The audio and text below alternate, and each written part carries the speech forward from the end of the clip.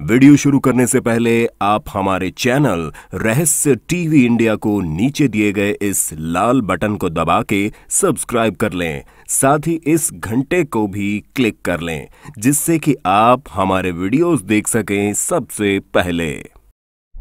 पानी के अंदर मिले इन शहरों को देखकर आप विश्वास नहीं करेंगे। आजकल ग्लेशियर्स के पिघलने की बहुत ज्यादा चर्चा हो रही है। साइंटिस्ट का मानना है कि अगर ग्लेशियर को पिघलने से नहीं रोका गया तो समुद्र किनारे बसे सैकड़ों शहर पानी में डूब जाएंगे। इस सदी के अंत तक ही ऐसा होने की पॉसिबिलिटी है, लेकिन पास्ट में ऐसा कई बार हो चुका है। पास्ट में कई शहर पानी में डूब चुके हैं, जिसके सबूत आर्कियोलॉजी डिस्कवरीज में मिले। साइंटिस्ट ने दर्जनों ऐसे विलुप्त शहरों को ढूंढा है जो कभी वेल डेवलप्ड सिटीज हुआ करते थे, लेकिन प्रकृति ने इन शहरों को अपनी गोद में ले लिया। इन शहरों के पानी में डूब जाने की कई वजहें थी। इन शहरों पर किए गए रिसर्च से एंशिएंट सिविलाइजेशन और कल्चर को भी समझने में मदद मिली है। तो चलिए आज के इस वीडियो में देखते हैं पानी के अंदर डूब जाने वाले दुनिया के 10 सबसे बड़े शहर। Number 10, शेनचेन, China. चाइना के क्वांडो लेक का यह शहर लगभग 1500 साल पुराना है। 1959 में रिवर डैम प्रोजेक्ट के दौरान इस पूरे इलाके में पानी भर गया था। प्रोजेक्ट के कारण पूरा इलाका फ्लडेड एरिया घोषित कर दिया गया, जिसकी वजह से लगभग 3 लाख लोग डिस्प्लेस हो गए थे। 2001 में क्वांडो लेक को टूरिस्ट के लिए खोल दिया गया और यहाँ पर डाइविंग एरिया बनाया गया। डाइविंग एरिया बनने के कुछ समय बाद ही डाइवर्स को पानी के अंदर छुपी एंशिएंट सिटी के बारे में पता चला। क्वांडो लेक के अंदर छुपे हुए शहर का पता लगते ही इस लेक की पॉपुलैरिटी काफी ज्यादा बढ़ गई। शीचेन पर की गई स्टडी से इस बात का पता चला कि ये शहर कम से कम 1500 से 1800 साल पुराना है। इस शहर में बिल्डिंग्स, मंदिर, जानवरों की पत्थर की मूर्तियां और खूबसूरत कलाकृति समेत कई सारी चीजें मिली हैं। यहाँ पर लकड़ी से बने कई घर भी हैं जो पानी में होने के बावजूद भी आज भी वेल प्रिजर्व्ड हैं। Number 9, Port Royal, Jamaica. Port Royal Jamaica का one of the most important trading areas हुआ करता था। किंगस्टन हार्बर के किनारे बने इस शहर को अय्याशी की वजह से विक्टोरिया सिटी के नाम से भी जाना जाता है। इस शहर को 1494 में स्पेन द्वारा बनाया गया और देखते ही देखते ये कैरेबियाई द्वीप का सबसे बड़ा शहर और ट्रेडिंग पॉइंट बन गया। 7 जून 1692 को आए भयानक भूकंप और सुनामी में ये शहर पूरी तरह बर्बाद हो गया और इसका ज्यादातर हिस्सा पानी में डूब गया। इस सुनामी में लगभग 2000 लोगों की मौत हो गई और सैकड़ों जहाज, नाव और घर पानी में डूब गए। बाद में इस शहर को फिर से बसाने की कोशिश की गई, लेकिन 1907 में आए एक और भयानक भूकंप ने जमीन से इस शहर का नामो निशान मिटा दिया और पूरा शहर समुद्र में समा गया। बाद में इस एरिया को टूरिस्ट डेस्टिनेशन के तौर पर डेवलप किया गया। 1999 में यूनेस्को द्वारा इसे वर्ल्ड हेरिटेज साइट घोषित किया गया। Number 8, Pavlopetri, Greece. ये शहर लगभग 5000 साल पुराना है। 1000 BCE पहले 3 भयानक भूकंप के कारण ये शहर पूरी तरह समुद्र में समा गया। हजारों सालों तक लोगों की नजरों से दूर रहने वाले इस शहर को सबसे पहले 1967 में निकोलस फ्लेमिंग ने ढूंढा था। 1968 में शहर की मैपिंग की गई और फिर आर्कियोलॉजी डिपार्टमेंट ने अपना काम शुरू किया। आर्कियोलॉजी फाइंडिंग में कई सारी हैरान करने वाली बातें सामने आई। 2800 BC के आसपास ये शहर आबाद था। इस शहर में 15 बिल्डिंग्स हैं जो पानी में 9 से 13 फीट की गहराई में मौजूद हैं। यहाँ पर मिट्टी के बर्तन और कपड़े बनाने की एंशिएंट टेक्निक भी मिली है।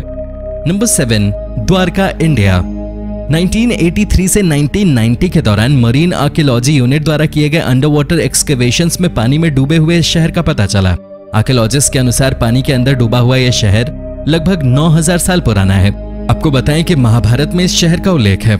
महाभारत के अनुसार भगवान कृष्ण और इविल किंग साल्वा के बीच इसी जगह पे युद्ध हुआ था। युद्ध में साल्वा ने फ्लाइंग मशीन से द्वारका पे हमला किया। इस हमले में शहर बर्बाद हो गया और इसका ज्यादातर हिस्सा पानी में समा गया। लोगों का कहना है कि यह वही शहर हो सकता है जिस शहर का महाभारत में उल्लेख है।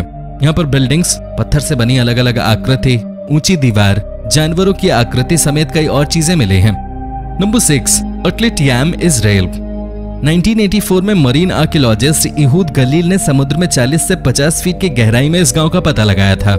ये गांव लगभग 8900 साल पुराना है। पानी में डूबने की वजह नेचुरल डिजास्टर बताई गई है। इस गांव के लोग काफी ज्यादा सिविलाइज थे। इन लोगों ने अपने लिए रेक्टेंगुलर घर बनाए थे। इन घरों में कई सारी चीजें रिसर्चर्स को मिली हैं। मानव अवशेष से लेकर जानवरों तक के अवशेष मिले हैं। इनमें से कुछ अवशेषों में ट्यूबरक्लोसिस जैसी जानलेवा बीमारी भी पाई गई है। जानवरों के अवशेष, हड्डी और पत्थर से बने औजारों के अलावा एक कुआं भी मिला है। कुएं की दीवार हड्डी और पत्थर से बनाई गई थी। इस गांव से साइंटिस्ट को कई सारी एंशिएंट चीजों के बारे में पता चला है। Number 5, villa एपेक्विन, Argentina. 1920 में इसे डेवलप करने वाले लोगों ने दावा किया कि इस एरिया में मौजूद लेक में हीलिंग प्रॉपर्टीज पाई जाती हैं। इस लेक के पानी से कई बीमारियों से छुटकारा पाया जा सकता है। इस दावे के बाद हर दिन हजारों विजिटर्स यहाँ आने लगे। विला एपिक्विन की पॉपुलैरिटी बढ़ती गई, सब कुछ बढ़िया चल रहा था। लेकिन 6 नवंबर 1985 को कुछ ऐसा हुआ कि विला एपिक्विन पूरी तरह बर्बाद हो गया।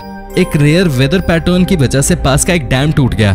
डैम टूटने के बाद विला एपिक्विन की सुरक्षा के लिए बनाया गया बांध भी टूट गया और लगभग 33 फीट ऊंची पानी की लहरें उठने लगी। बांध टूटने से पहले ज्यादातर लोगों को रेस्क्यू कर लिया गया था। 280 से ज्यादा होटल्स, गेस्ट हाउसेज, लॉजेस, दूसरी बिल्डिंग हमेशा के लिए पानी के 13 फीट नीचे डूब गईं। फाइनली 2009 में विला एपिक्विन पानी के गिरफ्त से आजाद हुआ, लेकिन तब तक सब कुछ बर्बाद हो चुका था। 2009 के बाद की तस्वीरें काफी ज्यादा भयावह थीं। पानी खत्म होने के बाद इस शहर को दोबारा डेवलप नहीं किया जा सका, लेकिन एक शख्स पाब्लो नोवाक ने यहाँ फिर से आकर रहने का फैसला किया। इनका जन्म 1930 में विला एपिक्विन में ही हुआ था। Number 4, Heraklion, Egypt. 1933 में RAF कमांडर ने इस शहर के बारे में पता लगाया था, लेकिन इसके एक्सप्लोर करने की शुरुआत 1999 में French under water archaeologist Franck Goddio ने की। इस शहर को थॉनिस नाम से भी जाना जाता है। ये शहर इतना बड़ा है कि अब तक इसके सिर्फ 5% हिस्से को ही एक्सप्लोर किया जा सका है। आर्कियोलॉजिस्ट का मानना है कि 6th से 4th सेंचुरी BC के दौरान यहाँ काफी ज्यादा एक्टिविटी हुआ करते थे। सुनामी, भूकंप और समुद्री जल स्तर लगातार बढ़ने के कारण 8 BC में यह शहर पानी में समा गया। यहाँ मिले प्रमुख चीजों में गॉड सेरापिस और क्वीन आर्सेनोए II के स्टैच्यूज, 2nd सेंचुरी BC का copper coin, Greek temple, ships और एंशिएंट ग्रेनाइट कॉलम्स भी मिले हैं। इस शहर की डिस्कवरी के बाद एंशिएंट इजिप्ट की काफी सारी हिस्ट्री सामने आई है। Number 3, Potosi, Venezuela. पोटोसी एक छोटा सा शहर था। यहाँ की आबादी लगभग 1200 लोगों की थी। 1985 में सरकारी फरमान पर इस जगह को हाइड्रो इलेक्ट्रिक डैम बनाने के लिए सेलेक्ट किया गया। शहर खाली कराया गया और पूरे इलाके को पानी में डुबो दिया गया। पोटोसी में लगभग 100 फीट पानी जमा हो गया। लगभग 25 सालों तक पानी के अंदर रहने के बाद 2010 में इस शहर को पानी से छुटकारा मिला। 2010 में वेदर फिनोमेना अल नीनो के कारण वेनेजुएला भयंकर ड्राउट की चपेट में आ गया।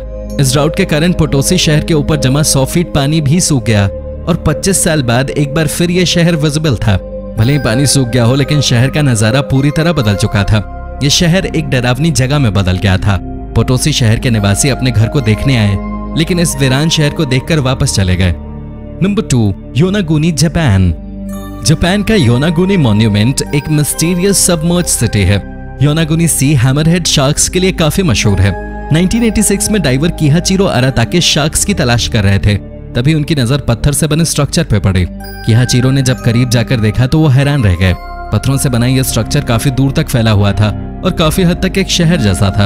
आर्कियोलॉजिस्ट के लिए भी योनागुनी मिस्ट्री बना हुआ है। कुछ का कहना है कि नेचुरल फॉर्मेशन है, वहीं ज्यादातर आर्कियोलॉजिस्ट इस बात पे जोर देते हैं कि ये एक शहर है। मसाकी किमुरा का कहना है कि यह शहर लगभग 10,000 साल पुराना है और टेक्टोनिक एक्टिविटी के कारण यह समुद्र में डूब गया। पत्थर से बने इस शहर में पिरामिड्स, कैसल्स, रोड्स, मॉन्यूमेंट्स और स्टेडियम्स भी हैं। हालांकि योनागुनी नेचुरल फॉर्मेशन है या आर्टिफिशियल स्ट्रक्चर्स, इस बात पे अभी भी बहस जारी है। Number 1, island of Antirhodos, Egypt. Antirhodos island Egypt की रूलर क्लियोपेट्रा का प्राइवेट आइलैंड था। ये शानदार आइलैंड 4th सेंचुरी में भूकंप और सुनामी की वजह से डूब गया था। लगभग 1500 साल तक समुद्र के अंदर रहने के बाद फ्रैंक गोडियो ने 1996 में इस आइलैंड के बारे में पता लगाया। एक क्वीन के प्राइवेट आइलैंड के बारे में पता चलते ही दुनिया भर के मरीन आर्कियोलॉजिस्ट इस आइलैंड को एक्सप्लोर करने लगे। यहाँ पर 200 से ज्यादा खूबसूरत स्कल्पचर्स मिले हैं। मार्बल और ग्रेनाइट से बने कई खूबसूरत कमरे और मंदिर भी मिले हैं। यहाँ मिले ज्यादातर कीमती सामान को निकालकर अलग अलग म्यूजियम्स में रखा गया है, लेकिन इस डूबे हुए शहर की खूबसूरती अभी भी कायम है। इजिप्ट की सरकार एंटीरोडोस को अंडर वाटर म्यूजियम में बदलना चाहती है। इनमें से आप किस शहर को देखना चाहते हैं? कमेंट में जरूर बताएं और चैनल को सब्सक्राइब करना ना भूलें। धन्यवाद।